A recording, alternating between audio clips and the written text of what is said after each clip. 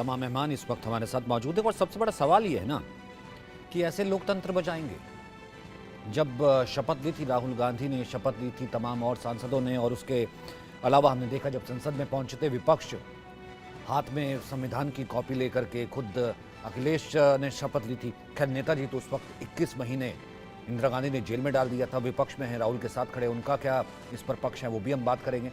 तमाम इस वक्त मेहमान हमारे साथ मौजूद होंगे, लेकिन सवाल सबसे बड़ा देश के सामने यही था ना, वो ये कह रहे हैं कि हम भी चुन के आए हैं, हमारी आवाज को भी सुनिएगा। 2 मिनट के मौन रखा, 2 मिनट का मौन रखा गया था उस वक्त, इमरजेंसी के वक्त, जब सब मौलिक अधिकार छीन लिए गए थे, संविधान की धज्जियां उड़ गई थी, देश त्राहिमाम हो गया था, जो लोग मारे गए थे उनके लिए। लेकिन 2 मिनट का मौन भी नहीं रखा गया उस इमरजेंसी के लिए जिसकी निंदा राहुल कर चुके। एसएन सिंह है बीजेपी के प्रवक्ता, नीरज मिश्रा हैं कांग्रेस के प्रवक्ता, चंचल कुमार हैं सपा से, संजीव उनियाल राजनीतिक विश्लेषक, आशुतोष त्रिपाठी वरिष्ठ पत्रकार।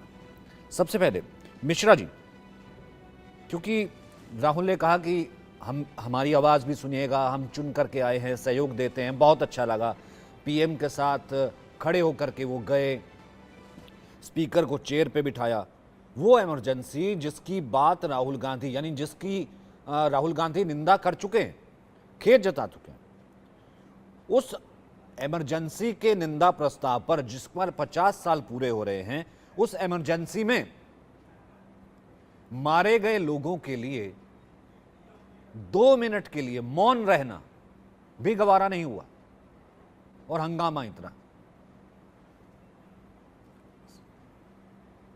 सचिन भाई, आपने जो पैकेज चलाया उसमें 3 बिहार के नेताओं ने इमरजेंसी पर माफ़ी की बात की। तीनों तो मंत्री हैं मेरे ख्याल से अभी सरकार में, और बिहार क्योंकि ज्ञान की भूमि है, मुझे लगा इन्होंने शायद वो ज्ञान लिया नहीं। इनको शायद 24 जनवरी 1978 याद नहीं, जब इंदिरा जी ने यावतमल महाराष्ट्र में कहा कि देखिए उस कॉन्स्टिट्यूशनल प्रावधान आर्टिकल 352 का जो इस्तेमाल हुआ, जिनकी सिफारिश पर हुआ और जिस तरीके से हुआ, उसके लिए अगर कोई जिम्मेदारी ले या ना ले, मैं जिम्मेदारी लेती हूं। और उसका जो हम लोगों को रिजल्ट था वो चुनाव में दिखा भी। और उसके बाद आज कितने चुनाव बीत गए, उसके बाद इंदिरा जी की सरकार दोबारा आई, राजीव जी की सरकार दोबारा आई, नरसिम्हा राव की सरकार दोबारा आई, फिर मनमोहन सिंह की सरकार 2 बार चली, और आज भी जो जनादेश है वो जनादेश लगभग ऐसा है कि आने वाले 6 महीने में, साल भर में, 2 साल में हो सकता है कांग्रेस की और इंडिया गठबंधन की सरकार फिर से आ जाए। तो आज इस बारे में बात कर कर हम लोग क्या जताना चाह रहे थे, ये स्पीकर साहब को बताना होगा। स्पीकर साहब ने निंदा प्रस्ताव के दौरान बहुत सारी ऐसी बातें की जिसके ऊपर कहने के लिए मेरे पास बहुत कुछ है। उन्होंने कहा कि बुलडोजर से घर गिरा दिए गए, तो आप चले जाइए लखनऊ, क्या हुआ उस अकबर नगर में जहां पर आज बुलडोजर चल रहा है। आप चले जाइए मध्य प्रदेश, आप चले जाइए उत्तर प्रदेश, जहां पर एग्जीक्यूटिव ऑर्डर करके आपने बिना जांच इंक्वायरी के लोगों के घर गिरा दिए। कानपुर में तो वो माँ बेटी उसी दबे हुए घर के अंदर मर गई। इन्होंने क्या कहा कि जबरदस्ती नसबंदी कर दी गई, फिर 78 पे चले गए, कहां चले गए, मतलब कहां चले गए? मामला थोड़ा डिटेल नहीं, इमरजेंसी की बात कर रहे थे हम। सचिन भाई, जब मौलिक अधिकारों, जब मौलिक अधिकार छीन लिए गए थे, जब मौलिक अधिकार छीन लिए गए थे, विपक्ष के बड़े नेताओं को जेल में डाल दिया गया था, सैकड़ों लोग मारे गए थे, उनके लिए 2 मिनट के लिए मौन के लिए कहा गया था, 2 मिनट के मौन के लिए कहा गया था, लेकिन वो नहीं हुआ। मेरा सवाल ऐसे में सिर्फ इतना ही था, एसएन सिंह साहब, ऐसे लोकतंत्र बचेगा? और दूसरा मिश्रा जी का ये कहना कि वो जो निंदा प्रस्ताव जो हुआ, आज जो हंगामा हुआ, आप वो कुरेदना चाहते हो, कह रहे 78 में तो कह दिया था, कौन रिस्पॉन्सिबल था, इंदिरा जी ने, और फिर उसके बाद जनता ने चुन करके भेज दिया, इसलिए क्यों याद दिलाते हो काला इतिहास? नेचर चेंज नहीं होता है, चाहे उस समय की कांग्रेस देखेंगे, चाहे वर्तमान की कांग्रेस देखेंगे। अभी आप देखे होंगे जो कांग्रेस के प्रवक्ता थे, बोलते बोलते पता नहीं किसी की पढ़ाई लिखाई क्या क्या देखते रहे और ये नहीं बताया। आप सब छोड़ दीजिए, गूगल कर लीजिए, एक अखबार लिखता है, भाई किस किस चीज को दबाएंगे, कोई चीज हो जाता है, वो इतिहास में दर्ज हो जाता है। वो अखबार लिखता है, मैं पढ़ के सुनाता हूँ, कह रहा है आपातकाल मतलब कांग्रेस की कलंक था, ये कौन कह रहा? अखबार कह रहा। जहां 82 लाख लोगों को जबरदस्ती नसबंदी कर दी जाती है, इनको चोटा लग रहा है। 1 लाख लोगों को बिना गुनाह के जेल में डाल दिया जा रहा है। हमारे कांग्रेस के प्रवक्ता को अभी भी चोटा लग रहा है। और मीडिया दफ्तरों पर ताला लगा दिया जाता है, उसकी बिजली काट दी जाती है, सेंसरशिप कर दिया जाता है। यही नहीं है, पत्रकारों को जेल में डाल दिया था। नारायण जैसे बहुत सारे लोगों को जेल में डाल दिया जाता है। ये कौन लिख रहा है? ये भारतीय जनता पार्टी नहीं करी, संपूर्ण देश के लोग ये बात जानते हैं कि जब आप मौलिक अधिकारों का हनन करके ऐसे कार्यों को किए जो इतिहास में दर्ज हो गया, अगर उसको याद किया जा रहा है तो आप भी याद करिए। अब विडंबना देखिए, कांग्रेस तो भाई, कांग्रेस ने आपातकाल लगता है तो हाथ मचाएगी, लेकिन आपके साथ कांग्रेस के कुछ सहयोगी भी यहां बैठे होंगे, नहीं तो सुन रहे होंगे। वो ऐसे लोग जो जनता पार्टी बना उस आपातकाल के विरोध में, उस जनता पार्टी के भी बहुत सारे लोग, समाजवादी पार्टी, आरजेडी, बहुत सारे लोग जो है, जो परिवार प्रथम के नाते उसी कांग्रेस से जाकर मिल गए, जो देश को अपमानित करने का कार्य किया, जो संविधान को तार तार करने का कार्य किया, जो मौलिक अधिकारों को तार तार करने का कार्य किया। और मैं कह रहा हूं, अगर इतनी शर्मिंदगी महसूस हो रही है तो आप जिम्मेदारी, ठीक है, वो मैं रुक जो है वो चंचल से पूछ लूंगा। ठीक, वो तभी नहीं की। Sachin ji 10 second, Sachin ji 10 second. सचिन जी मैं कहूंगा कि अगर आपको, सचिन जी मेरी आवाज आ रही? हाँ बोलिए, करिए कंप्लीट। मैंने कहा देखिए, मैं एक बात कहूंगा, जो जिस संविधान की डायरी को लेकर आदरणीय राहुल गांधी जी कल उसकी संसद भवन में थे, उसी संविधान के बारे में तो चर्चा हो रही है। उसी संविधान की चर्चा तो आप चाह रहे थे। उस संविधान, जिस संविधान को आपकी दादी ने कुचलने का कार्य किया, जिस संविधान को बड़ा पेड़ गिराकर कांग्रेस के लोगों ने सिखों के साथ कुचलने का कार्य किया, उसी संविधान की तो बात हो रही कि राहुल गांधी जी क्यों नहीं सोनिया गांधी जी को बताएं, सोनिया गांधी जी क्यों नहीं उस डायरी के बारे में, यानी कि इंदिरा गांधी से लेकर के राहुल गांधी तक आपने कहा कि सिर्फ निंदा की है। आज अगर देश में 50 साल पूरे होने जा रहे हैं, उसके जब 82 लाख नसबंदियां हो गई, लाखों लोग जेल में डाल दिए, उसके लिए मुझे 10 सेकंड दीजिएगा। हाँ ठीक है, मिश्रा जी क्योंकि नीरज मिश्रा पॉइंटेड थे, जवाब दीजिएगा जो पॉइंट इन्होंने उठाए। भाई देश का अगर काला इतिहास है, आप निंदा कर चुके हैं, सॉलिडेरिटी है सबके लिए, तो हम क्यों नहीं साथ खड़े रहते? मेरा ये सवाल था। फिर उसके बाद चंचल जी। सचिन भाई, मेरा तो सिर्फ देखिए, मेरा सिर्फ एक सवाल है एसपी सिंह साहब से। आप इनसे ये जरा पूछ लीजिएगा, जो संघ के तीसरे सरकार्यवाहक थे, जिनका नाम मधुकर दत्तात्रेय देवरस जी था, उन्होंने तो समर्थन किया था इस इमरजेंसी का। तो आज मोहन भागवत बाहर आकर क्यों नहीं माफी मांगते हैं कि आरएसएस ने उस इमरजेंसी का, जिसको आप काला अध्याय कह रहे हैं, उसके ऊपर क्यों नहीं माफी मांगी? मोहन भागवत को माफी मांगनी चाहिए, क्योंकि जब इनके सरसरवाहक थे, सर आपके ही तीसरे सरकार्यवाहक ने इसका समर्थन किया। बोलिए तो चिट्ठी भेज दूं। और सचिन भाई, सबसे बड़ी बात क्या है, हम तो आर्टिकल 352 के प्रावधान के अंतर्गत की बात आती है, केवल आरएसएस पर बैन नहीं लगाए थे, बहुत सारे मुस्लिम संगठनों पर भी बैन लगाए थे। भारत के सिंह साहब मुझे कंप्लीट करने दीजिए, मैं आपके बारे में बीच में नहीं बोल रहा था। पूछ लीजिए, इस सवाल के बदले में इनसे सवाल पूछ लीजिए। जब बाबा भीमराव अंबेडकर जी जो चीज नहीं चाहते थे, उसको भी लागू आप करने का कार्य किए। आप संविधान के प्रमल बदलने का कार्य किए। आप बहुत सारे मौलिक अधिकारों के हनन का कार्य किए। तो सर्वाधिक माफी मांगने का कार्य जी मैंने जवाब दिया, इमरजेंसी आप समर्थन करते हैं? अगर उन्होंने समर्थन किया था तो आज नहीं, मैं ये कह रहा हूँ, मेरे 2 पैनलिस्ट बाकी हैं। अगर उन्होंने समर्थन किया था तीसरे तो आप तो आज समर्थन करना चाहिए था, मतलब मैं ये कह रहा हूं।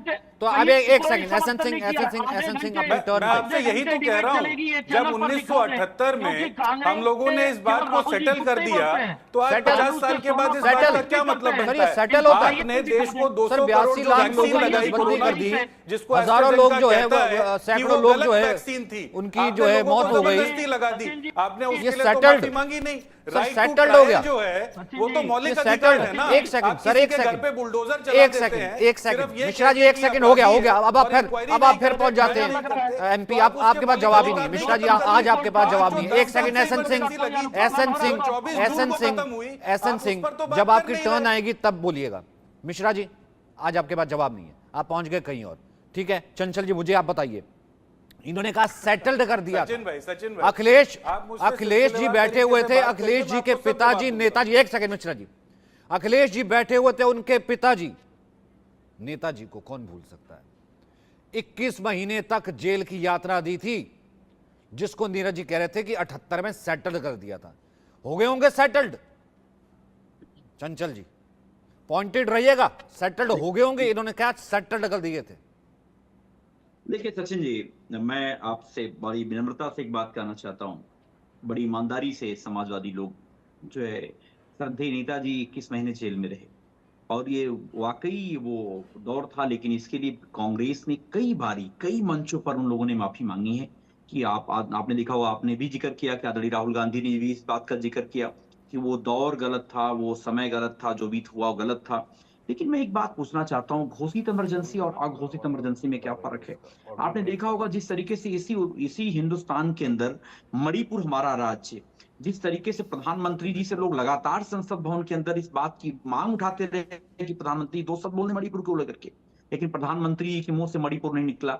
आपको दूसरा वाक्य याद दिलाता हूं, अघोषित इमरजेंसी का उदाहरण मैं आपको याद होगा, इसी हिंदुस्तान में 3 काले कृषि कानून आए थे, जिसको हमारे देश के किसानों ने लगातार 300 से ज्यादा दिनों तक जो है धरने पे बैठे रहे और हमारे 700 से ज्यादा किसानों ने शहादत दी और हमारे देश का शहंशाह एक बार भी एक शब्द भी बोलने को उनके लिए नहीं। आप मौन करने की बात करो, 2 मिनट का भी मौन नहीं रखा, कोई खेद प्रकट नहीं किया प्रधानमंत्री ने, अगर आपको याद होगा। और यही आपने देखा होगा इसी हिंदुस्तान के अंदर बीजेपी का एक बिगड़ायल सांसद, जो पूरे हिंदुस्तान की बेटियों ने, जिस देश के एक एक नागरिक को जो है सीना चौड़े करने का गर्व फील कराया, उस बहन बेटियों ने लगातार धरना दिया, लेकिन वो अघोषित इमरजेंसी का भी एक पार्ट था। लेकिन बीजेपी के और हमारे प्रधानमंत्री जी के मुंह से एक शब्द भी नहीं निकले, जो अक्सर करके बोला करते थे कि बीनस बेटी, मेरी फगोट बेटी, मेरी बेटियां हैं, मेरी बहनें हैं। 18वीं लोकसभा है, शायद आपकी मेमोरी, शायद आपकी थोड़ी सी मेमोरी के लिए मैं वो कह दूं। नहीं चंचल जी, आप, मैं आपको लेके गया था जब नेताजी जेल गए थे, वहां तक तो आप पहुंचे ही नहीं सर। और दूसरा ये, एक सेकंड मैं काउंटर कर रहा हूं सर, ऐसा मेरी डिबेट है, मैं काउंटर कर रहा हूं। एक सेकंड क्योंकि मेरे 2 पैनलिस्ट बाकी है, मुझे संजीव जी के पास जाना है और फिर आशुतोष जी के पास जाना है। एक सेकंड चंचल जी सिंपल सी बात है, वो पिछली लोकसभा की बात थी, मेरी डिबेट आज की लोकसभा की है। वो पिछली लोकसभा की बात थी, मेरी डिबेट आज 18वीं लोकसभा पे कर रहा हूं सर। ये मैटर 18वीं लोकसभा का है। डिबेट नहीं कर रहे हो आप, 50 साल पहले जा रहे हो, इमरजेंसी की बात कर रहे हो। पूरे हिंदुस्तान में जो तो उससे तो भाग जा रहे हो आप, उससे तो आप भाग गए सर। 50 साल पहले की इमरजेंसी वाली पार्टी ने गले लगाया ना, 50 साल पहले की इमरजेंसी वाली पार्टी ने गले लगाया कांग्रेस को। सचिन जी इनसे सवाल पूछिए, जवाब तो दे दें। अघोषित इमरजेंसी के बारे में पूछिए तो गेस्ट हाउस कांड के बारे में बता रहा हूँ। अघोषित इमरजेंसी के बारे में पूछ लीजिए। 700 किसानों ने शहादत दी और हमारे आदरणीय प्रधानमंत्री जी ने इस बात का जिक्र करके एक शब्द भी नहीं बोला। तीनों काले कृषि कानून जो अपने उद्योगपति साथियों के लिए बनाना चाह रहे थे, बना रहे थे, उनको उसके ऊपर बैकफुट पे जाना पड़ा। क्या पूछिए तो इनसे, आप बताओ कि हिंदुस्तान के अंदर अभी प्रधानमंत्री जी सहयोग और सहमति की बात कर रहे हैं, लेकिन डिप्टी स्पीकर जी नहीं देना चाहते। वो जो हमारे देश में लोकतांत्रिक परंपरा रही है, मिश्रा जी ने कहा कि निंदा करते हैं, भले उन्होंने सेटल कर दिया अकाउंट। आपके नेता है, उस वक्त तो नेता जेल में गए थे, ठीक है। अखिलेश यादव ने भी इसको लेकर के जो है उनका एक बयान आ गया सामने, वो मैं ले लेता हूं, फिर उसके बाद उनियाल साहब आपके पास आऊंगा। आपातकाल पर प्रस्ताव को लेकर अखिलेश बोले हैं बीजेपी दिखावा कर रही है, बीजेपी के लोग जेल नहीं गए थे, बीजेपी ने सेनानियों की सुविधाएं कम की। समाजवादी उस समय के जितने ये तमाम बीजेपी के लोगों ने जो आज किया है वो दिखावा किया है। ऐसा नहीं कि केवल उस समय वही जेल गए हों। समाजवादी नेता और समाजवादी उस समय के जितने जनता पार्टी या तमाम नेताओं ने भी उस समय को देखा। लेकिन हम पीछे मुड़ के कितना देखें, हम पास्ट को कितना देखें, भविष्य हमारे सामने क्या है। और ये इतने आज हम लोगों के साथ कह रहे हैं जो समाजवादियों ने कभी उनको सम्मान दिया था, रक्षक सम्मान, लोकतंत्र रक्षक सेनानी, आइए लोकतंत्र रक्षक सेनानी ये खड़े हमारे साथ, अवधेश जी, राजा अयोध्या। संजीव उनियाल, वैसे अखिलेश कह तो ठीक ही रहे थे कि हम पास्ट को कितना देखें, उनके पिता जेल गए थे ना। अब आज राहुल गांधी के वो साथ है जिनसे हम सवाल पूछ रहे हैं, जो ये कह रहे थे कि 234 का नंबर है, बहुत तेज हिट करेगा। और आज हमने देखा हंगामा जिस तरीके से हुआ, देश देख भी रहा है। पुरानी संसद के इश्यूज और क्या थे, उस वक्त क्या हुआ, क्या चीज़ें हुई थी, वो अलग चीज़ थी। तो आज ये चीज़ें देख करके क्या ये अंदाज़ा लगा लिया जाए, संजीव उनियाल, फिर उसके बाद आशुतोष जी, हंगामा ही होता रहेगा। मुझे नहीं लगता कि शायद बहुत ज़्यादा जो है आगे काम होगा, हंगामा ज़्यादा।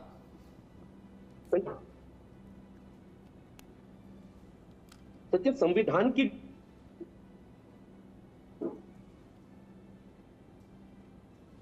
संजीव, आपकी ऑडियो चली गई। आशुतोष जी, जी मतलब आज सचिन सदन जी, जैसा आपने कहा कि हंगामा ही होता रहेगा क्या, तो तय बात है स्थिति इस बार ऐसी ही लग रही के है। साथ, प्रजातंत्र के साथ, लोकतंत्र के साथ मजाक करना, क्योंकि आप हार चुके हो। संजीव उनियाल, संजीव उनियाल, मुझे आपका ऑडियो जो है नहीं लेना पड़ रहा क्योंकि आपका फ्रेम चला गया। एक बार संजीव जी को हटा दीजिए। जी बोलिए आशुतोष। सचिन, जैसा आपने कहा कि हंगामा क्या ऐसे ही चलता रहेगा, तो लग तो ऐसा ही रहा है, क्योंकि दोनों तरफ इस बार चीजें उस तरीके से नहीं है जैसी पिछली बार इनकी मजबूती थी। इनकी इस बार मजबूती नहीं है, और पिछली बार विपक्ष कमजोर था लेकिन विपक्ष इस बार मजबूत है, तो स्थितियां बदल गई हैं। तय बात है हंगामा चलता रहेगा। जहां तक बात रही कांग्रेस की, तो आप देख ही रहे हैं कि इस बार 10 साल में नेता विपक्ष मिला है, 10 साल में पहली बार फिर ऐसा हुआ है, तो जोश तो है ही, और जोश के साथ जब आदमी आगे बढ़ता है तो उसमें चीजों को रखने का एक अलग ढंग आता है, और वो हंगामे के रूप में परिवर्तित लोकसभा में हो ही जाता है, क्योंकि कहीं ना कहीं मुद्दों पर बहस होती है और फिर बहस हंगामे के रूप में परिवर्तित होती है। तो लग तो ऐसे ही रहा है सचिन जी। ठीक है एहसन सिंह साहब, भाई देश को महंगाई से आप निजात दिलाएंगे, देश को जो है इस वक्त और जो बाकी इश्यूज हैं उनको एड्रेस करेंगे कि 50 साल पहले के हो गया सर, पीएम ने बोल दिया था उस वक्त होगी इजाद।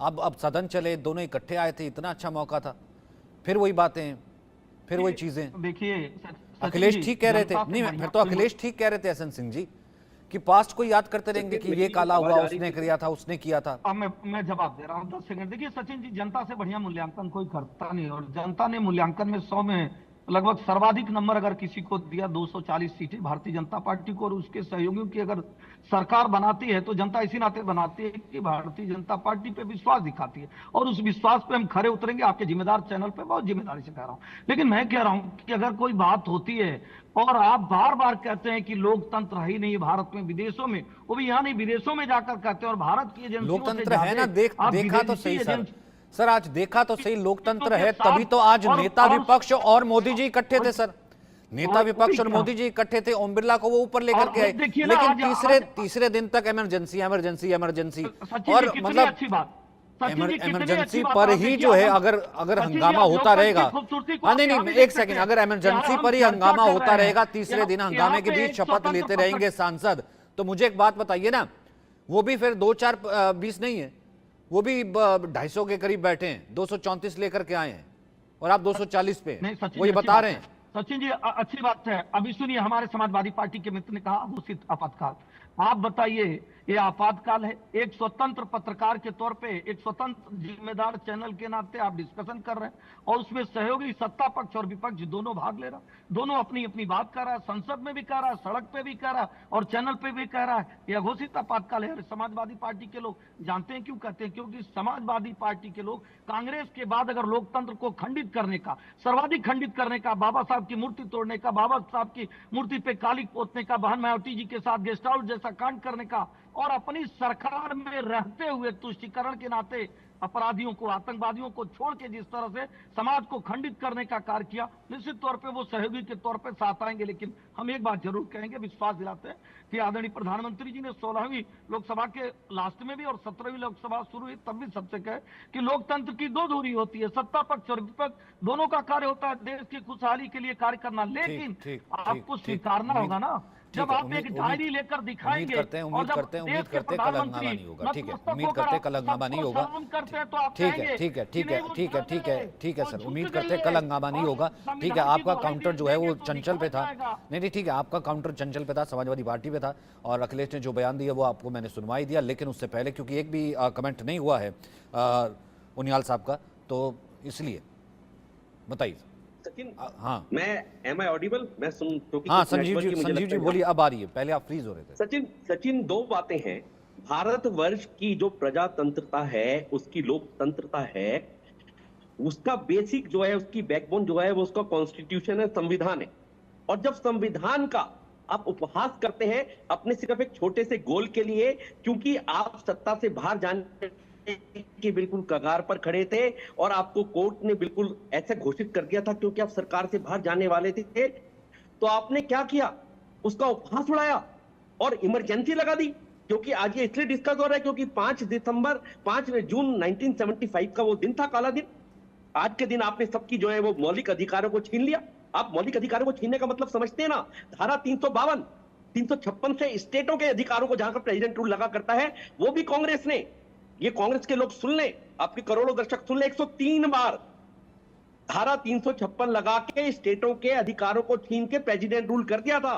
और 352 का जो आर्टिकल था उसका तो एक ही बार प्रयोग हुआ आज तक के स्वतंत्र भारत में, वो इंदिरा गांधी जी ने किया, आज के दिन किया।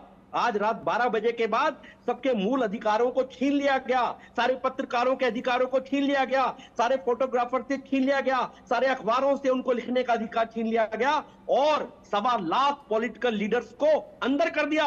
और मजे की बात, मुलायम सिंह यादव तो थे, साथ में Lalu Prasad Yadav when he was very young, वो भी किस महीने जेल में रहे, अटल बिहारी वाजपेयी, एलके आडवाणी और संघ के एक जो बहुत कम ज्ञान रखते हैं वो क्या कह रहे थे अभी कि संघ के तृतीय सरसंघ चालक बाला साहब देवरस ने उनका सहयोग किया, नहीं, उन्होंने बिल्कुल झूठ बोल रहे हैं। संघ के 23,000 कार्यकर्ताओं को 21 महीने के लिए जेल में डालने वाली इंदिरा गांधी थी, उनका अधिकार छीनने वाली इंदिरा गांधी थी, और क्या क्या यातनाएं दी किसी संघ के कार्यकर्ता के साथ बैठ के मैंने सुना है, मेरी पुस्तक है आरएसएस का रहस्य, उसमें मैंने 3 कार्यकर्ताओं से जिनका नाम भी नहीं था उनको टॉर्चर किया गया, उनकी उंगलियां दबाई गई, उनको 2 टाइम का खाना भी दिया गया। 50 साल में एक व्यक्ति जो है दोबारा बुजुर्ग, उस वक्त की जनरेशन 50 साल में एक पैदा हुआ व्यक्ति अब दोबारा बुजुर्ग होने लगता है। अब हो गए 3 दिन, मैं तो सदन की बात कर रहा हूं कि ऐसे लोकतंत्र हंगामा होगा तो कैसे बचेगा ना। तो निंदा तो सभी कर ही रहे हैं, ठीक है, निंदा उन्होंने कर दी, निंदा तो अखिलेश ने भी की है। संबित पात्रा ने क्या कहा है, पूरी से चुन करके आए हैं, सांसद हैं, आइए सुनते हैं। लोकतांत्रिक तरीके से स्पीकर का चुनना, सारे कन्वेंशन को ताक पे रख के भारतीय जनता पार्टी और एनडीए के सदस्यों द्वारा कल अपील करने के पश्चात भी कि कन्वेंशन नहीं है, स्पीकर पे इलेक्शन नहीं होता है, चलिए मिलके चलते हैं, एक लोकतांत्रिक तरीके से निर्वाचन होता है। और दूसरा अहम विषय है कि कैबिनेट का इंट्रोडक्शन होता है और कैबिनेट को साथ लेकर चलने की बात प्रधानमंत्री नरेंद्र मोदी देश के सामने टीवी पर पूरा देश देख रहा होता है। तारीख वही है, 50 वर्ष पहले सदन के पटल पर बिना कैबिनेट के अनुमति के आपातकाल लगाया जाना, और वह भी इंदिरा गांधी जी द्वारा। आज यह जो पूरी प्रक्रिया हुई है, मुझे लगता है इसने सबको बहुत कुछ सिखाया है। निंदा प्रस्ताव लाया गया, ओम बिरला जी ने निंदा प्रस्ताव रखा। निंदा प्रस्ताव के दौरान उन्होंने इमरजेंसी के समय जो विघ्न बाधाएं थी, जो दिक्कतें थी, उन सब दिक्कतों को ओम बिरला जी ने उजागर किया। उन्होंने याद दिलाया कि किस प्रकार से मीसा कानून में परिवर्तन करके नेचुरल जस्टिस को बाधित किया गया था, हजारों लोगों को किस प्रकार जेल में डाला गया था। और मैं बता दूं, 1,40,000 लोगों को जेल में डाला गया था। ठीक है एहसन सिंह साहब, मतलब मेरा सवाल उतना ही था, तभी तो मैं चंचल से काउंटर ले रहा था। आप समाजवादी पार्टी के वहां चले गए, यही मैं संजीव जी से कह रहा था। फिर हम सदन को कैसे चलते देखेंगे सर? ठीक है, वो जितने नंबर लाए हैं, आपके जितने नंबर हैं, इकट्ठे मिलके काम कर देना सर। ठीक है, इमरजेंसी पर वो निंदा प्रस्ताव बैठना है, करना है, तो ऐसा कैसे चलेगा सर? फिर जिस चीज से उनको चिढ़ है, हो गया, उनका पास्ट है, काला पास्ट है, अब ठीक है, अब सदन चले।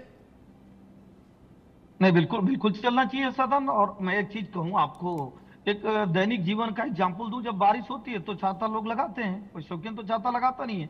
जब आज वो तारीख थी और आज के 50 साल पहले ऐसी बातें थी, उस पर चर्चा हुई। चर्चा में तकलीफ क्यों हो रहा है? क्योंकि आप ही तो 2 दिन पहले ऐसी बातें करते थे। अब रही भारतीय जनता पार्टी की, तो आप देख लीजिए, 16वीं लोकसभा देख लीजिए, 15वीं लोकसभा देख लीजिए, सब में भारतीय जनता पार्टी चर्चा से कभी भगी नहीं। बार बार आप बहुत सारे ऐसे प्रस्तावों को ले आए जिसपे पूरे दिन, 2-2 दिन, 3-3 दिन तक चर्चा हुई, और आज भी हम कहते हैं कि एक सार्थक चर्चा होनी चाहिए, लेकिन झूठ की चर्चा आप बार बार चाहते हैं। अभी हमारे एक मित्र कह रहे थे मणिपुर की बात, मणिपुर पे की चर्चा लोकसभा में नहीं, लेकिन बाकायदा जब हुई थी संदेश सर, खाली बाकायदा पे हुई बात थी। की जाती है तो आप नहीं करते हैं। तो हम यही कहेंगे कि अगर कोई हेल्दी चीज है आप उसको उठाइए, अपने गुनाह को भी कबूलिए और मानिए, इस बात को मानिए। बार बार ये झूठ जी, बोलते हैं ना, जी, जैसे जी, 8500 रुपए वाला ठीक। झूठ, जैसे संविधान वाला झूठ, जैसे आरक्षण वाला झूठ आप बोले हैं, इस तरह से संसद में भी आप झूठ बोलेंगे तो निश्चित तौर पे भारतीय जनता पार्टी और सहयोगियों की संख्या भी कम नहीं है, वो भी अपनी बात को तो कहेगी ना। आप बताइए, अगर आज कांग्रेस की सरकार होती तो आदरणीय ओम बिरला जी अगर कभी कांग्रेस के उम्मीदवार होते तो उस तरह से इमरजेंसी की बात होती तो क्या करते? बाकी लोगों को बंद कर दीजिए, जैसे 1 लाख लोगों को बंद किए, वो संसद भवन पहुंचेंगे नहीं, आप निर्विरोध चुन जाइए। आज लोकतंत्र ये है कि अगर हमने उम्मीदवार खड़ा किया तो आपने भी ठीक, उम्मीदवार ठीक, खड़ा ठीक है, किया, ठीक और है, जनमत ठीक है। ने मिश्रा जिसको जी, मत दिया मिश्रा जी वो कह रहे हैं जीत कि गए। सत्र तो यही चलेगा, साफ हम तो चलेगा, चाहते हैं कि आप लेकिन लोकतांत्रिक मर्यादा। ठीक है, ठीक है सर, आपका पॉइंट हो गया, सचिन जी, ठीक एक है, बात आपका तो, पॉइंट हो गया, सचिन जी, ठीक एक है। बात तो, पश्चिम बंगाल में चुनी हुई सरकार है, तमाम बहुत सारी बातें होती हैं। आज भारतीय जनता ठीक, पार्टी ठीक, के अलावा ठीक, ठीक, ठीक, दूसरे की सरकार होती, कांग्रेस की ठीक है, सरकार ठीक है, होती, ठीक है, वो ठीक है। बर्खास्त कर देते।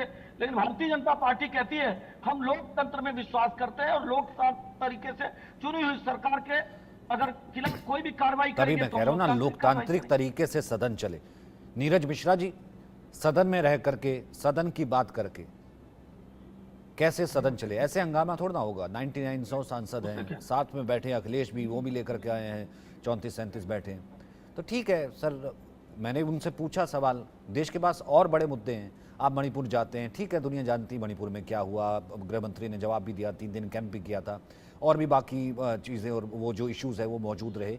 देश 2-4 हो रहा है, हम देख रहे हैं सर, और हमको आपको मिलकर ही वो सवाल उठाने हैं जो सदन तक पहुंचाएंगे। अगर हंगामा ही होगा तो फिर हमारे सवाल कैसे एड्रेस होंगे? मिश्रा जी। सचिन भाई, मैंने लोकतंत्र का सम्मान करते हुए जब फेलो पैनलिस्ट बोल रहे थे एकदम चुप्पी साधी रखी, लेकिन मैं आपसे अपनी नाराजगी जाहिर कर देता हूं, क्योंकि जो फैक्चुअली इनकरेक्ट बातें बोली गई आपने इन लोगों को टोका नहीं। मणिपुर पर बहस कब हुई मुझे समझाइए? जब इस सरकार के खिलाफ हम लोग अविश्वास प्रस्ताव ले आए तब मणिपुर पर बात हुई। इन्होंने तो 100 दिन तक मणिपुर के बारे में जिक्र करना ही छोड़ दिया था। हम रोज स्थगन प्रस्ताव देते थे और स्पीकर साहब जो अपने कौन से रवैये में थे, शब्द बोलूंगा तो खराब लग जाएगा, तो स्पीकर साहब उसको नजरअंदाज कर देते थे। इन्होंने क्या कहा कि हमने आर्टिकल 356 का इस्तेमाल करके सरकारें गिराई थी। अरे आपने तो एक्स्ट्रा कॉन्स्टिट्यूशनल तरीके अपना लिए, आपने तो एजेंसीज को छोड़ा, आपने राजस्थान में कोशिश की जहां मुक्की खानी पड़ी, मध्य प्रदेश में आप कामयाब हो गए, गोवा में आपने किया, नॉर्थ ईस्ट में आपने किया, आप तो लगातार एक्स्ट्रा कॉन्स्टिट्यूशनल प्रोविजन कर रहे थे। हमारी क्या गलती थी सचिन भाई कि हम संविधान का सम्मान करते हैं? अगर वो इमरजेंसी लगी जिसके लिए माफी मांग ली गई है वो भी संविधान के प्रोविजन में हुआ। लेकिन आज जो आपने जो नेचुरल जस्टिस की बात हो रही थी, आज किस आदमी को इस सरकार में नेचुरल जस्टिस मिलता है बताइए? किसान वहां पर आकर खड़े रहते हैं साल भर, उनके ऊपर लाठी चलती है, डंडे चलते हैं, गोली चलती है और अध्यादेश लेकर आप आ जाते हैं। तो ये क्या नेचुरल जस्टिस है? किसी के ऊपर उसी कोई के लिए तो आप चुन के आए ना, वो पीछे हो गया ना, इसी के लिए तो कह रहा हूं ना, आप चुन करके आए भाई, इसी की आवाज को बुलंद करने के लिए तो आप चुन के आए ना। मैं यही तो कह रहा था ना, वो चुन करके आए हैं तो कंस्ट्रक्टिव चीजों पर उनको अब जो है आप शेकन एंड स्टर करेंगे ना, तब तो वो जवाब देंगे आशुतोष जी, तब तो वो जवाब देंगे, तब तो सदन चलेगा। फिर चंचल आपके पास आता हूं, मतलब अगर वो यही कहते रहेंगे कि आप मणिपुर में फेल थे, मणिपुर पे चर्चा नहीं की थी, हम तब अध्यादेश ले आए थे, हमने तब ये किया था, हमारे तब वो ये थे, तब वो ये नहीं थे, अब आप डबल हैं, ज्यादा हैं। आज की बात कीजिए आशुतोष जी, तब चलेगा सदन। चंचल सचिन भाई, आपने तो देखा होगा, हमने तो आज चुनाव का भी सम्मान किया।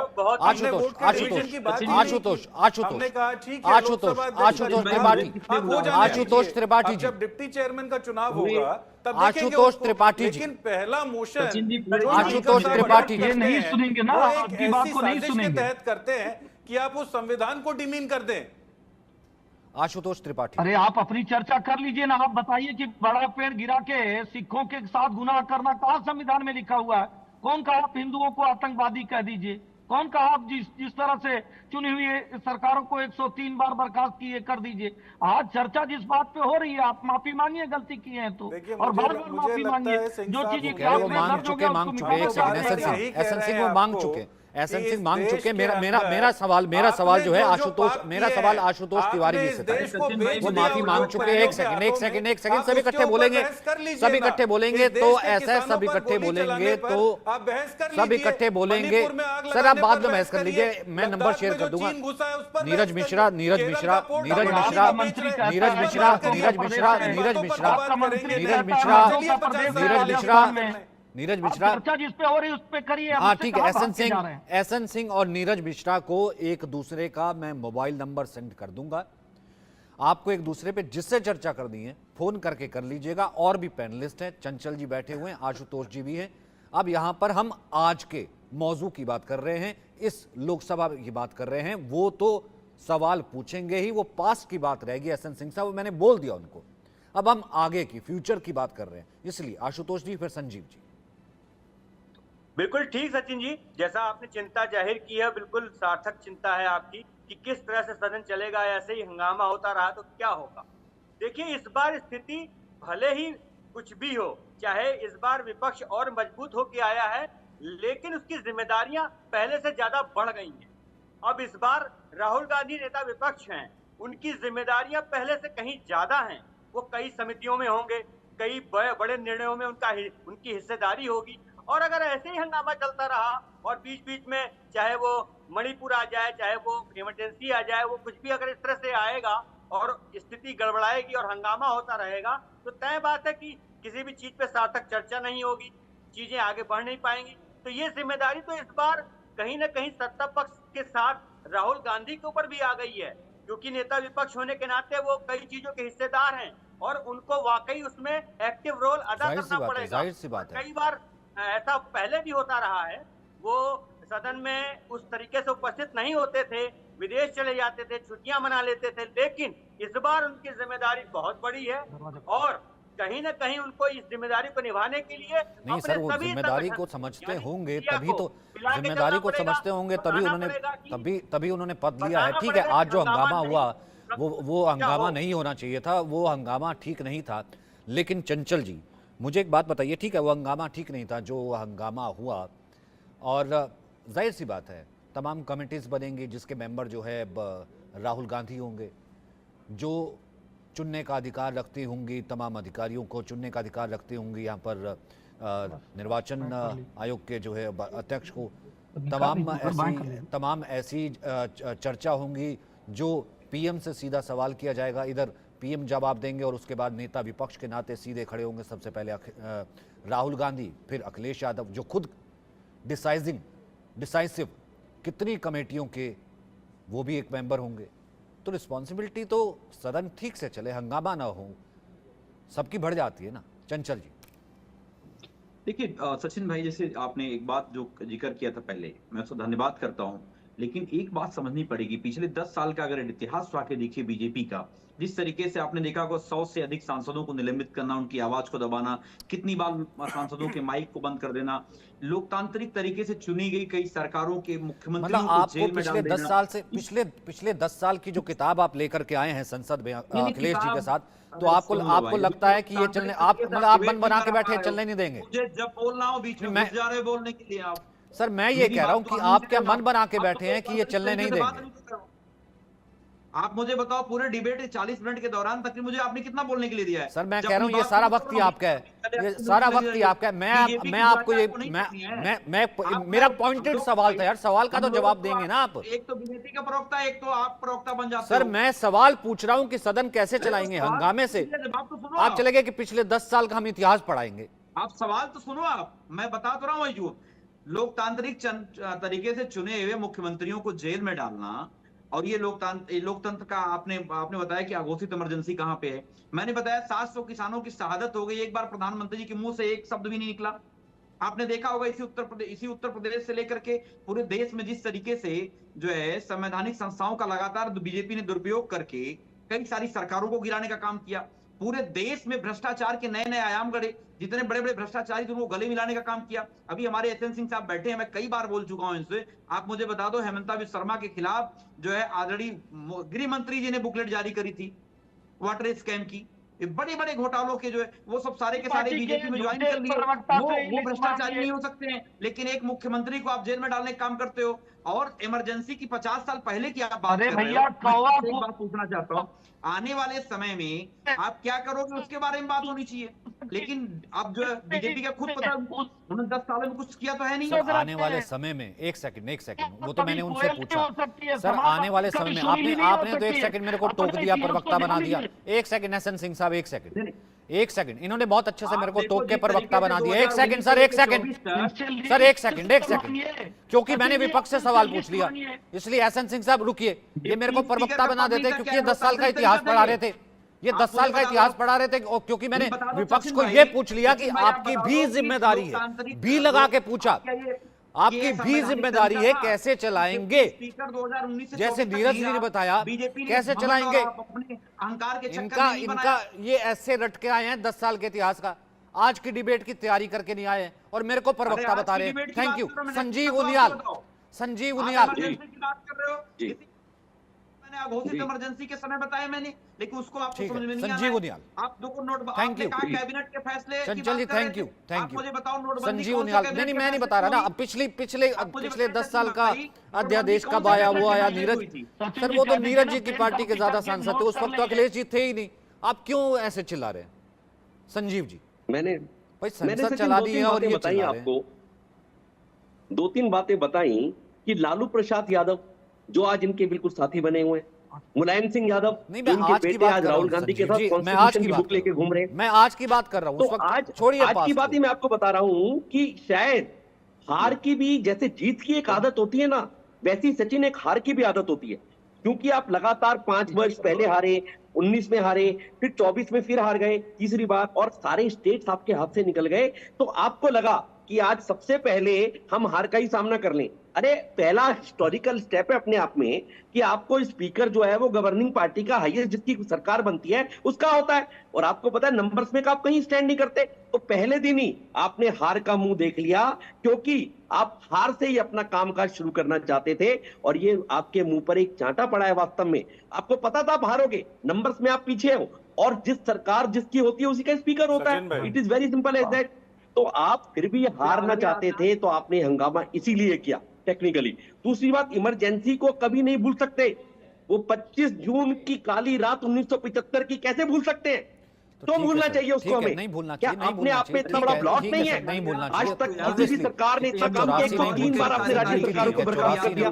84 कोई भूल 352 तक आपने 352 आर्टिकल में जो कोई 84 भूल सकता है, इसलिए इमरजेंसी भी नहीं भूल सकते, तमाम चीजें, लेकिन देश को तो आगे लेकर के जाना है ना, देश को तो बताना है ना, ठीक है ना नीरज जी, जिसका जिक्र संबित ने किया कि अगर नंबर्स था ही नहीं तो बेटर नहीं होता कि जैसे कि जो स्पीकर है वो उसको समर्थन कर देते, या अब उस वक्त ही जो है एक सॉलिडारिटी दिख जाती, तो हंगामा आज तीसरे दिन हमारे को दिखता ही नहीं, या फिर इंटेंशन कुछ और ही है। मैं दोनों तरफ की बात कर रहा हूं। सचिन भाई देखिए ना, संविधान में आर्टिकल 93 जो है वो कहता है कि आपको सदन में चुनाव करना है स्पीकर का और डिप्टी स्पीकर का। हमने उस संवैधानिक प्रावधान का इस्तेमाल किया, अच्छा यही होता कि कंसेंसस बनता, लेकिन हमने तो फिर भी बड़ा दिल दिखाया, हमने वोट डिवीजन नहीं किया, हमने इस बात को उजागर नहीं किया कि ये जो एनडीए की सरकार है इसके अंदर से कितने सांसद छिटक कर इधर आएंगे। हमने अपने तो कर लेते सर, अभी रोका हुआ है, हमें भी पता लग जाता, हम तो पत्रकार लगातार आईना दिखाएंगे, और जब सचिन भाई अभी पता चल जाएगा ना, 6-8 महीने की बात है, किस हड़बड़ी में है आप। देश के सामने जो व्यापक मुद्दे हैं, आज उन मुद्दों के ऊपर तो बात करने का ही दिन था, लेकिन उसको आप लोगों ने आपका मतलब आज सदन ने कन्वर्ट कर दिया। पहला प्रस्ताव जो आया स्पीकर के चुनाव के बाद, उसमें आप इमरजेंसी के बजाय आज जो देश में इमरजेंसी है, चाहे वो फाइनेंशियल क्रंच है, क्योंकि आपने डिस्पैरिटी रिपोर्ट पढ़ी होगी कि अमीर अमीर होता जा रहा है, गरीब गरीब होता जा रहा है। आप उस फाइनेंशियल इमरजेंसी पे बात करते। आप इंटरनल सिक्योरिटी की जो इमरजेंसी है, वो चाहे मणिपुर में हो, चाहे लद्दाख में हो, चाहे अरुणाचल में हो, आप उस पर बात करते। लेकिन फॉरवर्ड लुकिंग होने के बजाय आज सरकार ने यह दिखाया है कि इनका जो शिगुफा है, जो डर की राजनीति है, जो मुंह में राम बगल में छुरी की राजनीति है, ये उसके ऊपर अडिग रहेंगे। तो आपको विपक्ष ने भी बता दिया है कि हम आईना लेकर और उस संविधान को लेकर आपके सामने खड़े रहेंगे। जिस दिन आप भटकेंगे, हम आपका उस संविधान के माध्यम से आपकी सरकार को गिरा देंगे। ठीक है सर, जब आप आए इस मंशा से हैं कि हम सरकार को गिरा देंगे, तो फिर मैं क्या उम्मीद करूं कि सरकार में काम होगा, सदन में काम होगा और मुझे कुछ मिलेगा, आगे टैक्स बेनिफिट्स होंगे, आगे कुछ होगा।